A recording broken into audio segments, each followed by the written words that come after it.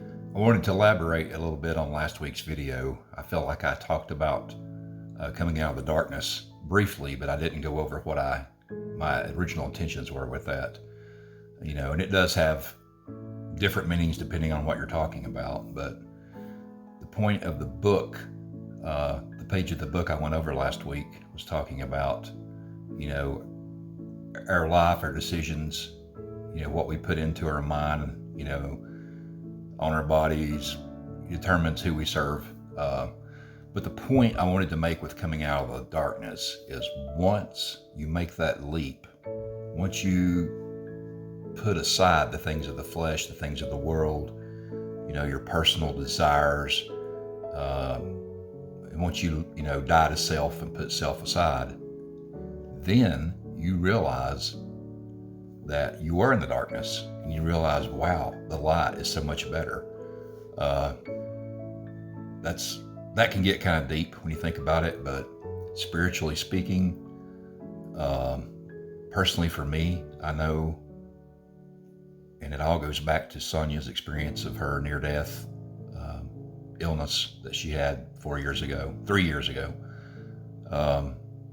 But yeah, when God sifts you and he brings you to your knees and all the things that that you should let go of, like right now, there's things in your mind that hey, God's got all of me except for this part of my life. When you let that go, when you tell God, hey, in desperation, my situation was in desperation. When you promise and beg God, I will never do that again. I will forgive this person. And, I will not consume things that are of the world. I examine everything through the filter of God. Is it godly? Is it holy? Become like Christ, be holy as I am, the word says. Jesus says, be holy as I am holy. The TV shows, the episodes, the series that I like, does that glorify God? Well, simple. Has it got cuss words in it?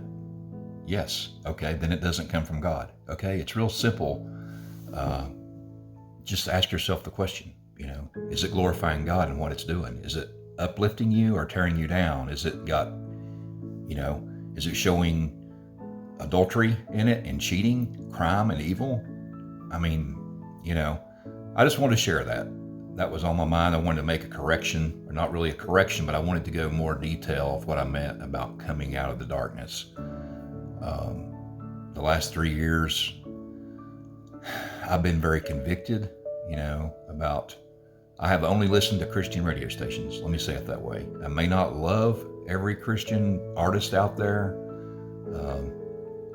but it's a mindset. It's a whole different mindset that you have to focus on daily of, not looking, you have to put blinders on like a horse, and you can't look over to all the attractive things that the world has to offer.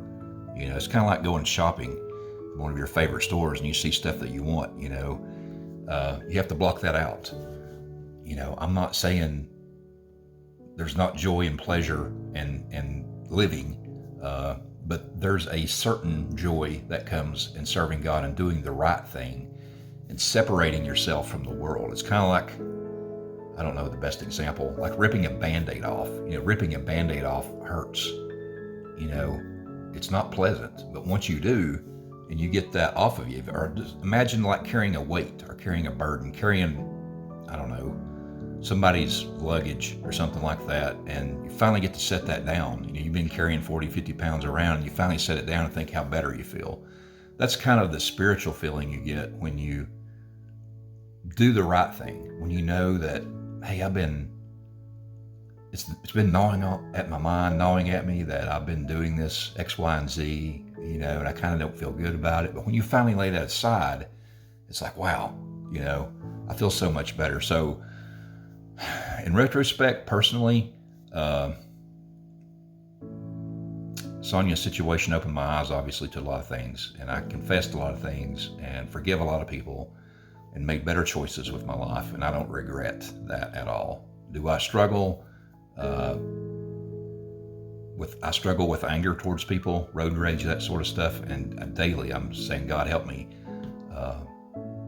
There's a verse that I used several videos ago that says, may the words on my mouth and the meditations of my heart be pleasing to you today, O Lord, my rock and redeemer. And I ask God daily to help me do that. The words of my mouth and the thoughts in my mind, So anyway, the real true light is experienced spiritually when we put down the darkness, get out of the darkness,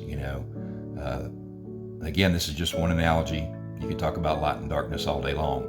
But what I meant was, last week's video, when I mentioned that, is laying aside those things that are entangling us, and putting them aside and having time for God.